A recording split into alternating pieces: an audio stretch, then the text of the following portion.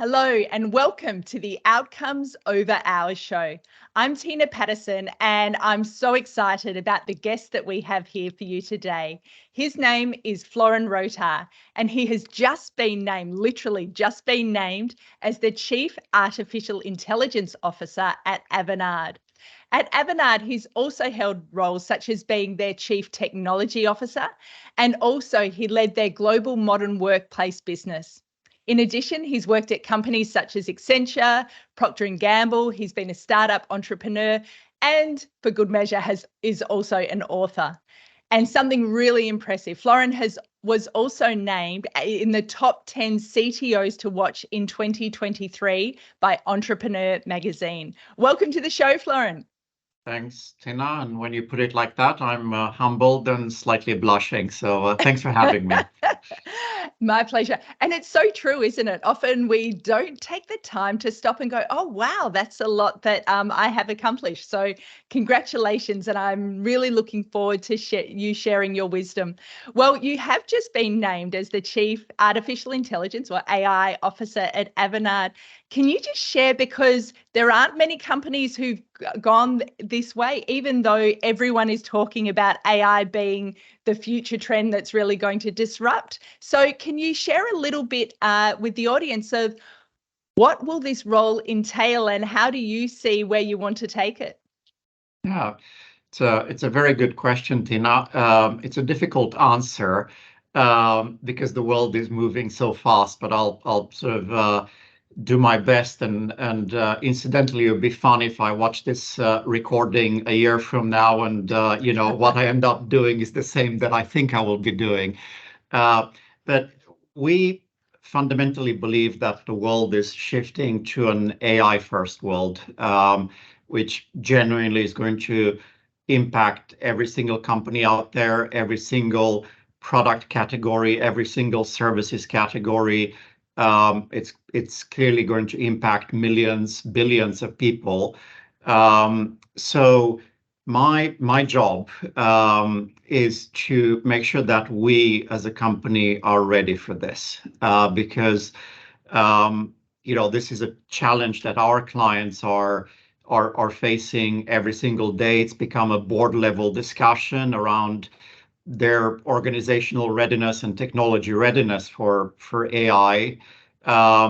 And also, frankly, we're looking to fundamentally disrupt ourselves around how we do business, what we do, how we do it. So my role is a combination of guiding the internal disruption and at the same time using the lessons learned and the do's and the don'ts that we're learning on ourselves and to help our clients with it. Oh, amazing. You mentioned the word disruption because obviously there has been a lot of disruption over the last couple of years also. How do you think, what are the 2 to 3 skills that you think that leaders need to embrace now, given the disruption that they've had of moving to hybrid work, but also in the context of AI coming? What are the skills that you think that leaders should be focusing on now so that they can lead their teams effectively over the coming decades? Yeah, again, a very good question. Where should I start? So I think there is a people dimension and a business dimension. So let me start with the people dimension first. So, I think quite deeply, and it's coming from the bottom of my heart that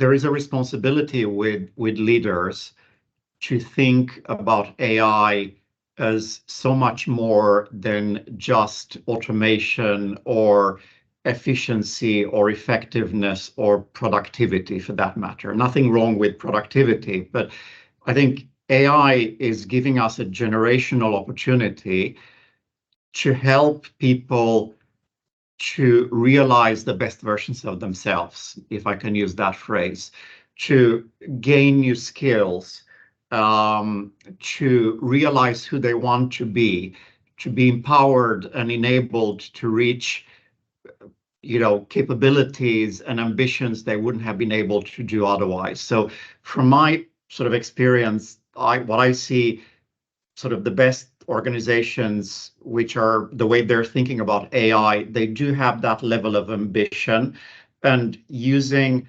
letting their values and principles guide them in this journey. And then I think the second part of sort of the AI question around, if I understood you correctly, what would sort of the skills and that people would need to develop or leaders would need to develop is, I think, to truly internalize the power of AI, because there is there's an element of right now of just jumping into it to create content. We all love ChatGPT. Yes, it can write a nice poem and create you can create a fun picture with with the equivalent image models. But I believe fundamentally the power of AI is to do things which would have been nigh impossible to do before, whether it's discovering, a new drug to cure a disease, which would have taken a decade to do, which in reality takes now just a few weeks, or new materials, or to tackle climate change or inequality or education. So I feel that, again, from my experience, the best leaders are the ones who are up leveling the ambition to that level. What wonderful. I did learn actually the other day, because you're right, we hear a lot about ChatGPT, but I heard that there are over 7,000 AI tools out there, and obviously ChatGPT is just one of them. For leaders who are new or wondering how on earth to get started, what recommendations would you give them to start being able to play around and experiment and, as you say, get into that world and think of the ambition of how they can leverage AI? Yeah. So I can tell you how we're doing this. So we've actually put in place a school of AI, which we're rolling out company-wide. So we're actually having the ambition to upskill all of our people with basics around, the ethical dimensions of generative AI. We're looking to put literally 60,000 people through prompt engineering training, because we believe that's a skill which everybody needs to have. But the other thing we're doing is we're practicing, we're exposing ourselves to being brave and optimistic about how we use it every single day. So we are a little bit biased, but we're huge fans of Copilot, the M365 Copilot. So I've started to use it myself a while ago, and just to open my mind around, how I can change the way I do virtual meetings, and sort of realize that, well, actually, I'm so triple booked or double booked on meetings, which we all are, and sometimes you feel that you have to attend just for the sake of attending because of fear of missing out, or whatever. But now I'm using Teams Copilot for that, and I'm able to get a sort of reason with a Copilot around, okay, what was the meeting about? What was the vibe in the meeting? Was there an agreement, disagreement? What was agreed? What's the synthesis? And I can basically condense a rich, maybe complex, chaotic meeting for in an hour, and I can get the key elements of that through a ChatGPT, experience in 2 minutes. So for me, at least, that's really helped me to open up my mind around, okay, this is what's possible to do in the business sense. So the short answer is just try it. I love that. With some guardrails, and Yeah, some training.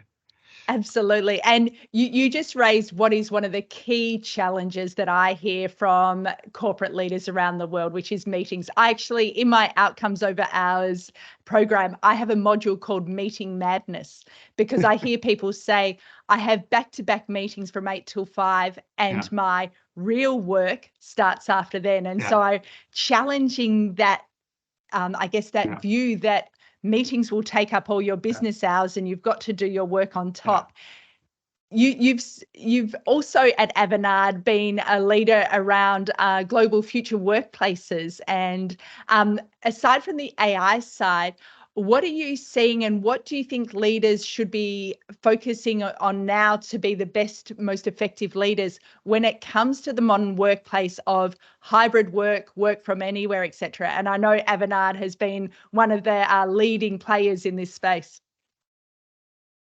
Yeah, it's clearly a complicated and emotive topic, and if you look around the world in different countries and different cultures and different industries, and different economic climate for that matter as well,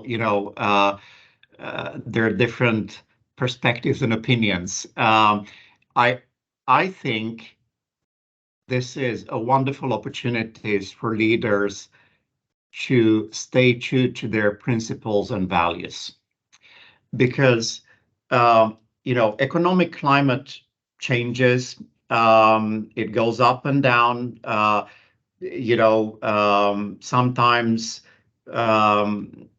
it's difficult to recruit talent, and sometimes it is not. Technology changes, sometimes leadership changes as well, but hopefully a company's values and principles stay the same. And I think if you use that as a North Star, which is durable, it helps you make the decisions that you need to make, and it makes it so much easier to explain the decisions that you're making. And sometimes the decisions will vary over time. So at least I think we're doing that pretty well. I mean, we so strongly believe in, making a genuine human impact. And sometimes we have a better year or a quarter than another, and the nature of our business in country X might be different than the reality of the business in country Y, and the culture is different as well. I mean, right now I'm joining you from sunny Seattle, which is truly sunny and wonderful. And loads of people are using sort of flexible hours, and the office is not very busy at all. Not a part of the world, the culture is different, but I think what unifies us is the values and the norms and the principles, and then the rest will follow. Wonderful, wonderful. I firmly believe in outcomes over hours, and I know you are very good at working smarter, not harder. So I would love to hear, what is the best, most practical advice you've been given to work smarter? That is a difficult question. So let me try to answer that. So by the way, I would love to listen to what smarter people than I have said as an answer to that one. But let me give you my take on it. So I try to think of my time of when I need to do very fast reading and slow reading. And I'm trying to think about the portion of my time that I allocate in those three buckets. And, very fast reading might just be, scanning a magazine and to see if there's something interesting I need to get up to speed with. This slow reading is when I take my time and I'm unapologetic about it on truly focusing and having quality time. I think the other way I try to think about it is in other three buckets, which is when I collaborate, communicate, or create. So I'm sort of trying to think about on a bit of it sounds horrible, like consultancy, like with a matrix. It's not a matrix, yeah. But I'm just trying to think around that. And then finally, which has been the most sort of impactful for me, is that I do try to think about taking care of myself is actually my job. So taking care of myself physically, emotionally, mentally, family-wise, so forth. And if I think about it as a duty and responsibility, the same way that I have a duty and responsibility when I'm at work, and it's a pleasant duty and responsibility, but both sort of parts become, something that are in balance, I hope, most of the time, not always. Yeah, I love that so much. And that thinking of, be it going, I know you love running, going for a run can be just as important as an important business meeting. And they're both part of your job. I love that. I also love what you said about the collaborate, communicate, create. And one of the things that I often think, it's a different take on the same thing, is, am I creating or am I consuming? Because I think often we're consumers these days of just taking in lots of stuff. But I think, okay, what am I creating? Be it experiences for the people I work with or for my family, or new content, new ideas, or am I just letting things come at me? So different take on a similar kind of concept. And I think, this is a great point in time to reflect on this with the advent of generative AI and the usage of co-pilots, because I do firmly believe, in one shape or another, we're all going to work together with co-pilots in a much more sort of higher degree. And I think it just gives us a wonderful opportunity to rethink, and get help around that balance, because at least I know for me, before I now have a much better balance between create, collaborate, communicate, consume, or create, than I used to have before I started to sort of try to use co-pilots. But it's not been a straightforward journey, because we're all sort of wired slightly differently, and I think generative AI requires us to think a little bit differently around working iteratively and agilely, and sort of feel comfortable with iterating on concepts, and not necessarily starting with a clean sheet of paper. But that, for me at least, that took some learning and relearning and unlearning. Not in that order. One of my favorite words, unlearning, of what got us to where we are today isn't necessarily going to get us forward. So the key message that I've heard loud and clear, and I hope that our listeners also got, was AI is here and it's coming in a really big way. So start trying whatever that looks like to get comfortable so you can really lead effectively. Well, Florin, before we wrap up, I'd love to do some rapid fire questions to finish up. Are you okay with that? I'm okay with that shit. Okay. So what is the best purchase you've made for under about $100 over the last few years? A second pair of running shoes. Fabulous. Absolutely. Or third. And what is the book that you have either gifted or recommended the most to other people? Besides my own book, I'm just kidding. Well, can you share the title of your book, and then we'll get on to the next one?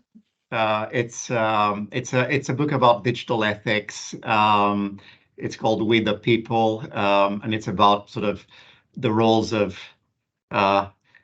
a guide to, I think I'm being a little bit cheeky, to people, robots, and organizations of all kinds, or something like that. But no, joking relevant. Aside, the best book, I love Ted Chiang's novels right now, and the vision he's sort of painting about the future. Amazing, amazing. And what is the most fearless thing you have done in recent years?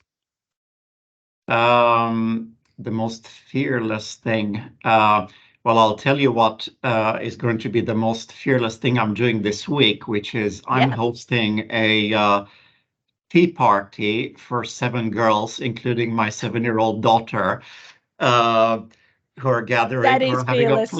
Who are having a play date, and I've been voluntold to be the host. So that will require some some guts and nerves. That will be harder than anything you do at work this week. And finally, to finish up, what does outcomes over hours mean to you? For me, it's asking the question first around purpose and the why, um, before jumping into the what and when and who. Oh, I love that answer. I haven't heard that one before. I love it. Well, on that note, Florin, thank you so much for being Thanks for my having guest me. today on the Outcomes Over Hours show. Thanks for having me.